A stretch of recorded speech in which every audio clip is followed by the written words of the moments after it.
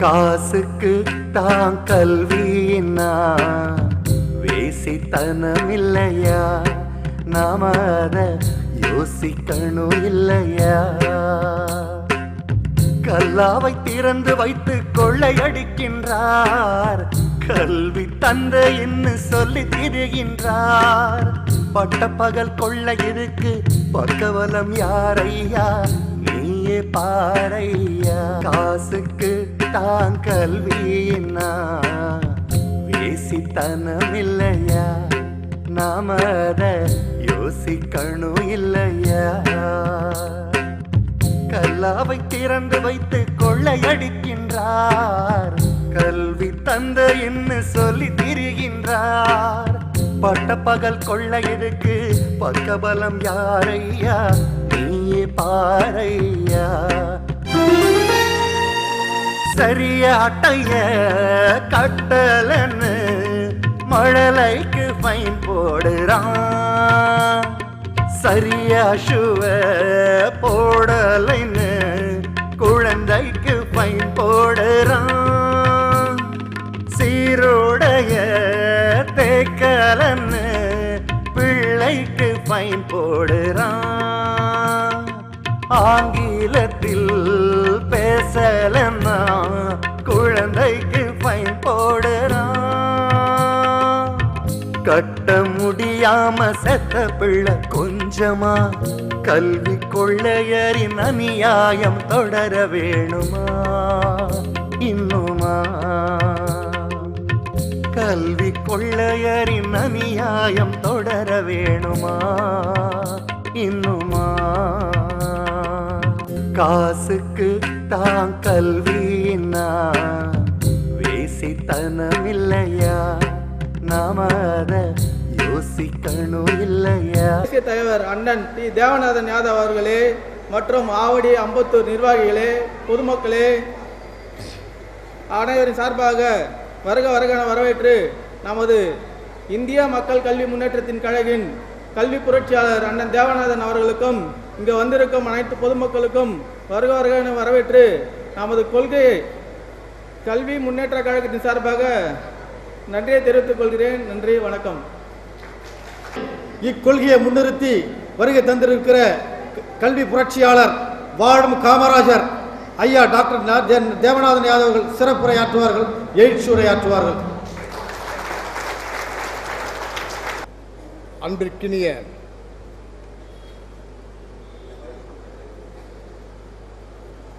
மேடையிலே அமர்ந்திருக்கின்ற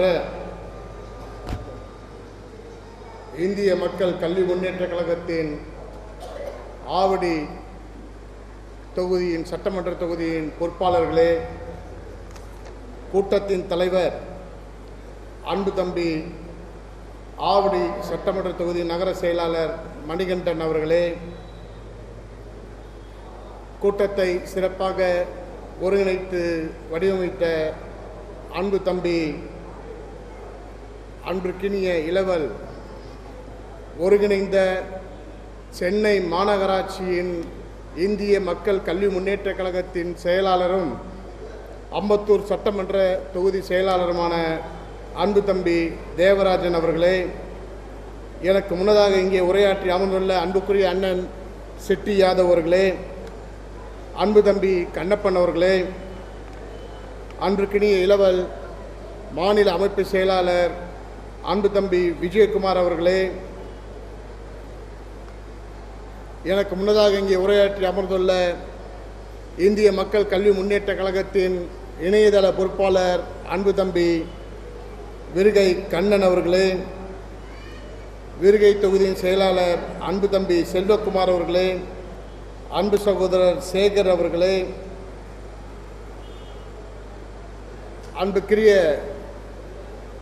அன்பு அண்ணன் கொண்டையா அவர்களே, தீனதயாளன் அவர்களே, தசரதன் அவர்களே, கோவிந்தராஜ் அவர்களே, வெங்கடேசன் அவர்களே, செல்வம் அவர்களே, மகேஷ் அவர்களே, சுப்பிரமணியம் அவர்களே, சுரேஷ் அவர்களே, பெர்னாண்டஸ் அவர்களே, சரவணன் அவர்களே, பிரபுதேவா அவர்களே, யாதவ மகாசபையின் ஆவடி தொகுதி தலைவர் அன்பு தம்பி ரவி அவர்களே, அன்பு சகோதரர் குருநாதன் அவர்களே, அன்பு தம்பி சந்திரன் அவர்களே, கோபால் அவர்களே, மகேஷ் அவர்களே, பாலாஜி அவர்களே, ஜெகதீஷன் அவர்களே, சுரேஷ் அவர்களே, அன்பு சகோதரி காஞ்சனா அவர்களே, நன்றியுரை நல்கியிருக்கின்ற அன்பு தம்பி தசரதன் அவர்களே, கூடியிருக்கின்ற அன்பு சகோதரர்களே, சகோதரிகளே, அனைவருக்கும் எனது நெஞ்சார்ந்த வாழ்த்துக்கள், வணக்கங்கள். அன்பிற்கினிய சகோதரிகளே, சகோதரர்களே, சாதாரணமாக இன்றைய தினம் சாதாரணமாக அரசியல் என்றால் சாக்கடை என்றுதானே நீங்கள் எல்லாம் நினைத்துக் கொண்டிருக்கிறீர்கள். தவறாக உங்களுக்கு அப்படித்தானே சொல்லப்பட்டிருக்கிறது. அரசியல் இல்லாமல் ஒரு அணுவும் அசையாது. அரசியல் இல்லை என்றால் இந்த உலகமே இல்லை, ஆன்மீகம் இல்லை, அதிகாரம் இல்லை.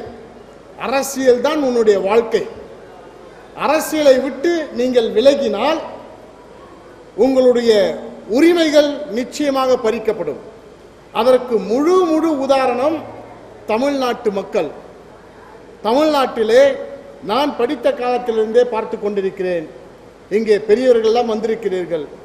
வருடாந்தோறும் +2 மாணவர்களாக இருக்கட்டும், 10ஆம் வகுப்பு படிக்கும் மாணவர்களாக இருக்கட்டும், முதல் மார்க் படித்த மாணவர்கள், முதல் மார்க் எடுத்த மாணவர்கள் எங்கே இருக்கிறார்கள் என்று பார்த்தீர்களா? 5 ஆண்டுகளுக்கு முன்பாக, 10 ஆண்டுகளுக்கு முன்பாக, ஏன் 3 ஆண்டுகளுக்கு முன்பாக முதல் மார்க் எடுத்த மாணவர்கள் எங்கே இருக்கிறார்கள்? என்ன செய்து கொண்டிருக்கிறார்கள்? அவர்களுக்கெல்லாம் அரசியல் ஒரு கசப்பு மருந்து என்று நினைத்துக் கொண்டார்கள். அரசியலை விட்டு விலகி இருக்க வேண்டும் என்று உங்களை போன்ற தாய்மார்களும், ஏன் என்னுடைய தாய் கூட, என்னுடைய உடன் பிறந்தவர்கள் கூட, என்னுடைய நண்பர்களின் மனைவிகள் கூட அரசியல் தேவையில்லை நமக்கெல்லாம் என்று தவறாக இவர்களே புரிதல் வைத்துக் கொண்டு அரசியல் வேண்டாம் என்று ஒதுக்கிக் கொள்கிறார்கள்.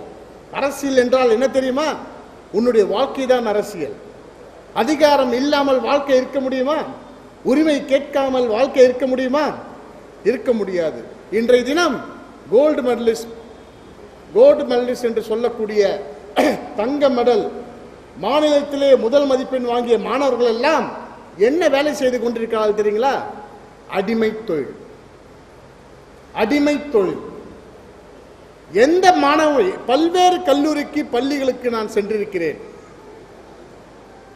அனைத்து மாணவர்களும் நான் கேட்கின்ற முதல் கேள்வி, நீங்கள் படித்து முடித்தவுடன் உங்களுடைய லட்சியம் என்ன என்று கேட்டால் உடனே பதில் வரும், நான் டாக்டராக போகிறேன், நான் கலெக்டராக போகிறேன், நான் எஸ்பியாக போகிறேன், வழக்கறிஞராக போகிறேன், நான் நடிகனாக கூட ஆக போகிறேன் என்று கூறுகிறார்கள் மாணவர்கள். ஆனால் ஒரு மாணவன் கூட நான் இந்த நாட்டின் ஜனாதிபதியாக போகிறேன், இந்த நாட்டின் பிரதமராக போகிறேன், இந்த மாநிலத்தின் முதலமைச்சராக போகிறேன் என்ற எண்ணம் ஒரு மாணவனுக்கு கூட கிடையாது. ஆனால் மேலை நாடுகளிலே, குறிப்பாக அமெரிக்காவிலே 4 செமினார் நான் நடத்தியிருக்கிறேன், கலந்து கொண்டிருக்கிறேன். ஒவ்வொரு கூட்டத்திலும் அந்த நாட்டின் மாணவர்களை பார்த்து கேட்டிருக்கிறேன், உங்களுடைய வாழ்க்கையின் லட்சியம் என்ன என்று கேட்டால் அத்தனை மாணவர்களும் சொல்லுகின்ற ஒரே பதில், I want to become a American president. இந்த நாட்டின் ஜனாதிபதியாக நான் ஒரு நாள் அமர வேண்டும் என்றுதான் ஒவ்வொரு மாணவனும் அமெரிக்காவிலே கூறுவான். இன்றைய தினம் அமெரிக்க ஜனாதிபதியாக இருக்கின்ற மாண்புமிகு ஒபாமா கூட பல்கலைக்கழகத்திலே தலை சிறந்த மாணவர், பல தங்க மெடல்களை பெற்றவர். அவருக்கு முன்பாக இருந்த பில் கிளின்டனும் சரி, ஹிலாரி கிளின்டனும் சரி, அல்லது ஜார்ஜ் புஷ்ஷாக இருக்கட்டும், யாராக இருந்தாலும் அங்கே படித்த மாணவன் மட்டுமே தான் அரசியலுக்கு வர முடியும். ஆனால் இங்கே என்ன நடந்து கொண்டிருக்கிறது? படித்து தங்க மெடல் பெற்றவன், மாநிலத்திலே முதல் மதிப்பெண் வருகிற மாணவிகள் உடனடியாக நாங்கள் டாக்டருக்கு செல்கிறோம் என்று டாக்டர் வேலைக்கு செல்கிறார்கள். அடுத்து வருகின்ற மாணவர்கள் நாங்கள் IAS IPS படிக்கிறோம் என்று அங்கே செல்கிறார்கள். அதுக்கு அடுத்து வருகின்ற மாணவர்கள் நாங்கள் வழக்கறிஞராக செல்கிறோம், நாங்கள் இன்ஜினியர்களாக ஆகிறோம் என்று சொல்லுகிறார்கள். கடைசியில் மீதம் இருப்பது என்ன தெரியுமா? பள்ளிக்கே செல்லாமல் ஊரை சுற்றி கொண்டிருந்த மாணவர்கள், இளைஞர்கள் அரசியலுக்கு வந்து அதிகாரத்தில் அமர்கிறார்கள். இந்த தங்க மெடல் பெற்று மாநிலத்திலே முதல் மதிப்பெண் வாங்கி IAS அதிகாரியாக, கலெக்டராக, தலைமை செயலதிகாரியாக, தமிழக காவல்துறையின் DGP-யாக வலம் வந்த அதிகாரிகள் என்ன செய்கிறார்கள் தெரியுமா? அந்த அமைச்சர்களுக்கு கார் கதவை திறந்து விட்டு சல்யூட் அடித்துக் கொண்டிருக்கிறார்கள். தங்க மெடல் பெற்ற மருத்துவர்கள் அங்கே சுகாதாரத்துறை அமைச்சருக்கு கார் கதவை திறந்து அங்கே சல்யூட் அடித்துக் கொண்டிருக்கிறார்கள். அன்புக்குரிய சகோதரர்களே, யோசித்து பாருங்கள். அரசியல் இல்லாமல் ஒரு அணுவும் அசையாது. இந்தியாவிலே படிக்கின்ற அத்தனை மாணவனும் இந்த நாட்டின் மாநிலத்தின் முதலமைச்சராக வேண்டும் என்ற குறிக்கோளோடு படிக்க வேண்டும். படிக்கின்ற ஒவ்வொருவனும் இந்த தேசம் என்னுடைய தேசம்,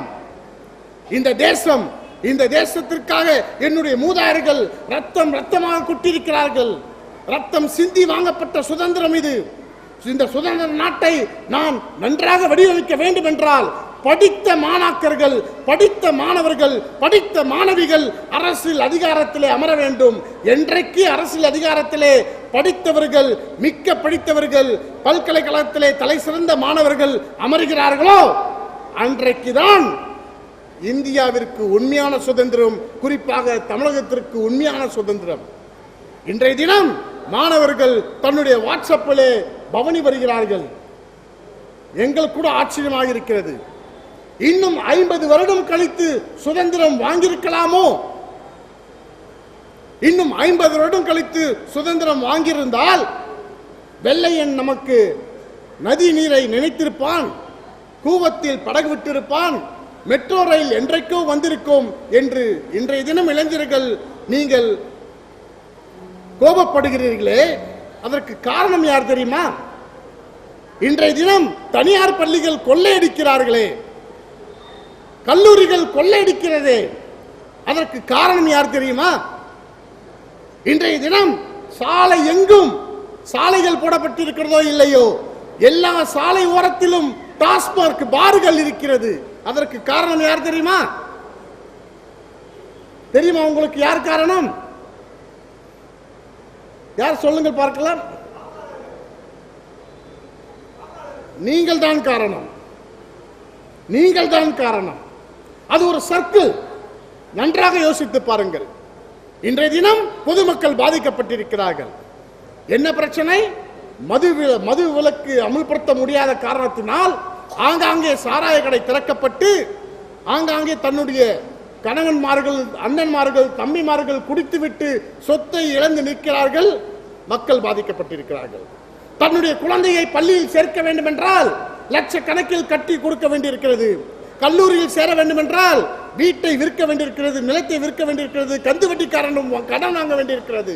பாதிப்பது மாணவர்களும் மாணவிகளும், அந்த தாயும் தந்தையும் பாதிக்கிறார்கள். அதை செய்வது யார்? பள்ளி கொள்ளை அடிப்பது யார்? கல்லூரியில் கொள்ளை அடிப்பது யார்? அவர்களுக்கு யார் ஆதரிப்பது? அவர்களை ஆதரிப்பது சில அரசு அதிகாரிகள். அந்த அரசு அதிகாரியை காப்பாற்றுவது அரசியல்வாதிகள். அந்த அரசியல்வாதிகளுக்கு தூபம் போட்டு கட் அவுட் வைத்து ஊரெங்கும் அவர்களை பவனி வரவழைத்து அவர்களுக்கு வாக்குகள் அளிப்பது யார்? வாக்காளர் பெருமக்கள். எங்களுக்கு ஒன்று புரியவில்லை. மயிலாப்பூர் என்ற சட்டமன்ற தொகுதி 2004ஆம் ஆண்டும் ஒரு புதிய ஒரு காட்சியை கண்டது. நாங்கள் எல்லாம் அப்போது அரசியலில் இல்லை, நாங்கள் எல்லாம் வேடிக்கை பார்த்தோம். அப்பொழுது தலை சிறந்த மாணவர்கள், சென்னை IIT-யிலே படித்த தலை சிறந்த மாணவர்கள் பல்வேறு இடங்களில் போட்டியிட்டார்கள். குறிப்பாக மயிலாப்பூரிலும் ஒரு இளைஞன் போட்டியிட்டான், ஒரு மாணவன் போட்டியிட்டான். அப்பொழுது அவரை எதிர்த்து நின்ற வேட்பாளர்கள் திராவிட இயக்கத்திலிருந்து இருவருமே நடிகர்கள். இந்த சமுதாயத்திற்கு எவ்வளவு சீர்கேடுகளை செய்ய முடியுமோ அவ்வளவு சீர்கேடுகள் செய்கின்ற நடிகர்கள். ஆனால் அந்த தலை சிறந்த மாணவன் வாங்கிய வாக்கு மயிலாப்பூர் சட்டமன்ற தொகுதியிலே 500 வாக்குகள் கூட கிடையாது. ஆனால் அந்த மயிலாப்பூர் சட்டமன்ற தொகுதி அனைத்து வாக்காளர் பெருமக்களும் பெத்த படித்தவர்கள், நன்கு படித்தவர்கள், செல்வந்தர்கள், அவர்கள் கூட யோசிக்கவில்லை. ஏதாவது ஒரு கட்சி அன்றை காலை உங்களிடம் யார் பணம் தருகிறார்களோ அவர்களுக்கு வாக்கு அளித்து விட்டு வந்து விடுகிறீர்கள், உங்கள் வாழ்க்கையை பற்றி கவலை இல்லை. ஆரம்பம் கோணல், முதல் கோணல், முற்றும் கோணல். ஆரம்பத்தில் அரசியலை பற்றி கவலைப்படுவதில்லை. குறைந்தபட்சம் வாக்களிக்கும் போதாவது மக்களை பற்றி, தன்னுடைய வாழ்க்கை உரிமை பற்றி கவலைப்படுகிறார்களா? மக்கள் கவலைப்படுவதில்லை. இன்றைய தினம் பெரியவர் சசி பெருமாள் அவர்கள் இறந்து விட்டார் என்று ஊரெங்கும் போஸ்டர்கள் ஒட்டப்படுகின்றன. ஆனால் அதே சசி பெருமாள் பெரியவர் அவர் எத்தனை முறை உண்ணாவிரதம் இருந்தார் இந்த மதுவிலக்குக்காக? எத்தனை தாய்மார்கள் அவரை ஆதரித்தார்கள், எத்தனை இளைஞர்கள் அவரை ஆதரித்தார்கள். இன்றைக்கு வாட்ஸ்அப்பில் பேசிக்கொண்டு தன்னுடைய வேலையை சுயநலத்தோடு பார்த்து கொண்டிருக்கின்ற படித்த இளைஞர்கள் எத்தனை பேர் அவருடைய உண்ணாவிரதத்தில் கலந்து கொண்டார்கள். அந்த உண்ணாவிரத பந்தலுக்கு சென்றிருக்கிறோம் நாங்கள் எல்லாம். ஆனால் அந்த பந்தலுக்கு சென்றால் 10 பேர் கூட இருக்க மாட்டார்கள். அவர் என்ன, அவருக்காக பிரச்சனை கொண்டு வந்தார்? இந்த நாட்டு மக்கள் நல்லாக இருக்க வேண்டும், செழுமைப்பட வேண்டும், இளைஞர்கள் குடிபோதையை விட்டு விலக வேண்டும், தாய்மார்களுக்கு நிம்மதியான வாழ்க்கை வேண்டும் என்றுதானே சசி பெருமாள் பெரியவர் உண்ணாவிரதம் இருந்தார். அதை பற்றி கவலை இல்லை. அவர் இறந்து விட்டார், தற்கொலை செய்து கொண்டார் என்று போலீஸ் சொல்லுகிறது.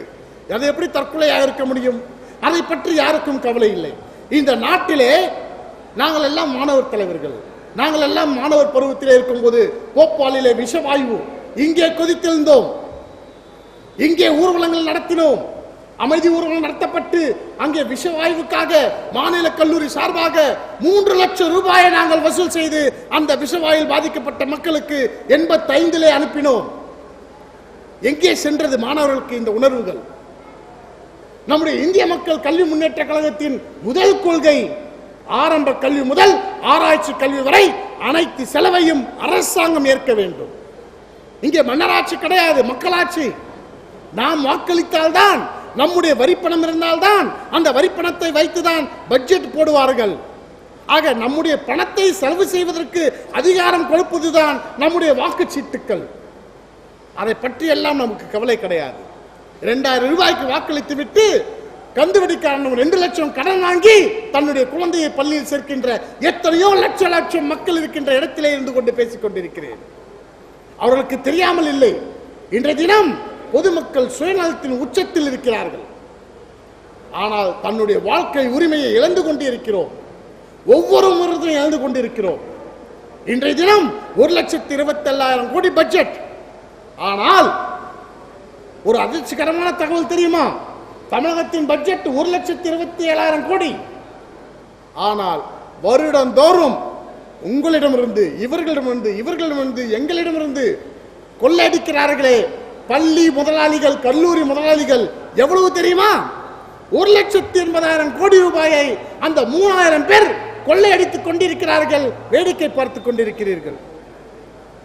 அதை பற்றி கவலை கிடையாது நமக்கு. அதற்கெல்லாம் யார் காரணம்? நாம் தான் காரணம், வாக்காளர் பெருமக்கள் தான் காரணம். ஆக வாக்காளர்கள் தன்னை என்று திருத்திக் கொள்கிறார்களோ அன்றைக்குதான் இங்கே எத்தனை கலாம் வந்தாலும் இவர்களை திருத்த முடியாது. வேண்டுமென்றால் அவருடைய இறுதி சடங்குகளை போய் கலந்து கொள்ளலாம், அது மட்டும்தான் முடியும். அவர் சொன்னதை நம்மால் நிறைவேற்ற முடியாது. அவர் முதலில் சொன்ன கோஷம் அனைவரும் வாக்களிக்க வேண்டும். அடுத்து சொன்ன கோஷம் வாக்களிக்கும் போது தன்னுடைய கடமையை சரியாக செய்ய வேண்டும். அதன் அர்த்தம் என்ன தெரியுமா? பணம் வாங்காமல் உன்னுடைய வாழ்க்கை உரிமை, வாக்கு சீட்டு என்பது உன்னுடைய உரிமை. அடுத்த 5 ஆண்டு காலத்திற்கு உன்னுடைய வீட்டை, உன்னுடைய வீடு இருக்கின்ற நாட்டை எப்படி நிர்வகிக்க வேண்டும் என்பதை சொல்லுகின்ற அத்தாட்சி பத்திரம். அதை போய் கேவலம் 200 ரூபாய்க்கும் ஒரு சாராய பாட்டிலுக்கும் விற்றுவிட்டு இந்த நாட்டை குட்டி செவராக்கி கொண்டிருக்கிறார்கள் வாக்காளர் பெருமக்கள். பரவாயில்லை, நாங்கள் எடுத்து சொல்லுகிறோம். 2011 நடைபெறுகின்ற அத்தனை தேர்தல்களில் நாங்கள் போட்டியிடுகின்றோம் வெற்றி பெறுவதற்காக அல்ல. ஒவ்வொரு தேர்தலையும் பயன்படுத்தி மக்களிடம் விழிப்புணர்வு ஏற்படுத்துவதற்காகவும் படித்தவர்கள் அரசியலுக்கு வர வேண்டும். மாநிலத்திலே முதல் மதிப்பு பெற்ற மாணவன் 15 வருடம் கழித்து இந்த நாட்டின் முதலமைச்சராக வர வேண்டும். பல்கலைக்கழகத்திலே தலை சிறந்த மாணவ மாணவியர்கள் அங்கே அமைச்சர்களாக அமர வேண்டும் என்ற எண்ணம் எங்கள் காலத்தில் நிறைவேற முடியாவிட்டாலும் நிச்சயம் நிறைவேறும் என்ற நம்பிக்கையில் எப்படி 1857 வேலூர் சிப்பாய் கழகம் அதற்கு சரியாக 100 ஆண்டுகளுக்கு முன்பாக 1857 வேலூர் சிப்பாய் கழகம் அதற்கு சரியாக 100 ஆண்டுகளுக்கு முன்பாக அழகுமுத்துக்கோன் ஒருத்தன் வந்து அவன்தான் முதலில் கூறினான், பிரிட்டிஷ் ஏகாதிபத்தியத்தை நம்பக்கூடாது, அவர்கள் நம்மிடம் வியாபாரம் செய்யவில்லை, நம்மளை அடிமைப்படுத்துகிறார்கள், அவர்களை எதிர்க்க வேண்டும், அவர்களை முளையிலேயே கிள்ளி எறிய வேண்டும் என்று 1756 கோஷமிட்டான். விடுதலை கிடைத்தது. 200 ஆண்டுகள் கிடைத்த விடுதலை கிடைத்தது. இங்கேயும் விடுதலை கிடைக்கும். ஆனால் இப்பொழுது மீடியாக்கள் பல வகையிலும் இருப்பதால் நிச்சயமாக விடுதலை உடனடியாக கிடைக்கும் என்ற எண்ணத்திலே நாங்கள் போராடி கொண்டிருக்கிறோம். நாங்கள் தொடர்ந்து போராடுவோம்.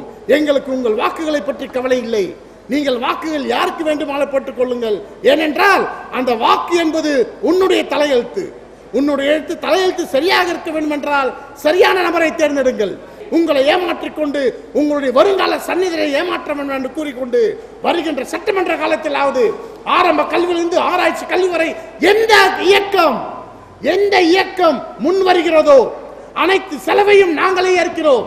1,80,000 கோடிகளை விழுங்கிக் கொண்டிருக்கின்ற 3000 பள்ளி கல்லூரி முதலாளிகளை உள்ளே அனுப்புகிறோம், சிறைக்கு அனுப்புகிறோம் என்று கூறுகின்ற இயக்கத்திற்கு வாக்களிப்போம் என்று முடிவெடுங்கள்.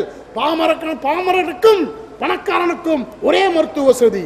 எங்கள் இயக்கம், என்னுடைய முன்னோடிகள் இங்கே பேசினார்கள், கேட்டீர்கள். அனைவரும் மைக்கு முன்னாலே வந்து 2 நிமிடம் கூட எடுத்துக்கொள்ளவில்லை. பேச்சாளர்கள் அல்ல, ஆனால் செயல் திறமை உள்ளவர்கள், படித்தவர்கள். அவர்களுக்கு தெளிவாக தெரியும் இந்த இயக்கம் நிச்சயமாக என்றைக்காவது வெற்றி பெறும்போது அன்றைக்கு தமிழகத்திற்கு 2 கொள்கை நிச்சயம் கிடைக்கும். அனைத்து தட்டு மக்களுக்கும், அனைத்து மதத்தை சார்ந்த தமிழக மக்களுக்கும், ஜாதி மதம் பேதம் இல்லாமல் அனைத்து தமிழ்நாட்டு குடிமக்களுக்கும் 2 கிடைக்கும். ஒன்று, ஆரம்ப கல்வியிலிருந்து ஆராய்ச்சி கல்வி வரை அனைத்து செலவையும் அரசாங்கம் ஏற்கும். 2, பாமரனுக்கும் பணக்காரனுக்கும் ஒரே மருத்துவ வசதியை இந்திய மக்கள் கல்வி முன்னேற்ற கழகம் பெற்றுத்தரும் என்று கூறி விடைபெறுகிறேன். ஜெய் ஹிந்த்.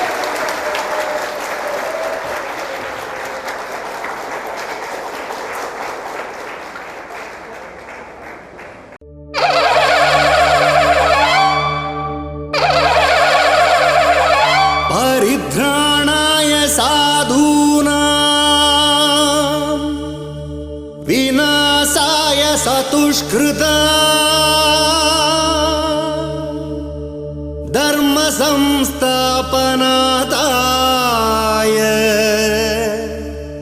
संभवामि युगे युगे.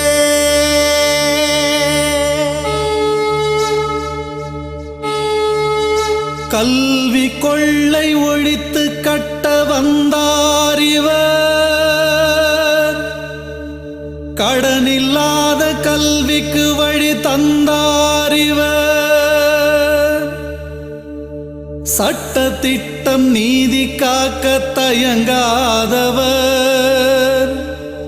திட்டமிட்டு வெற்றி மாலை பெறுவார் இவர், திட்டமிட்டு வெற்றி மாலை பெறுவார் இவர்.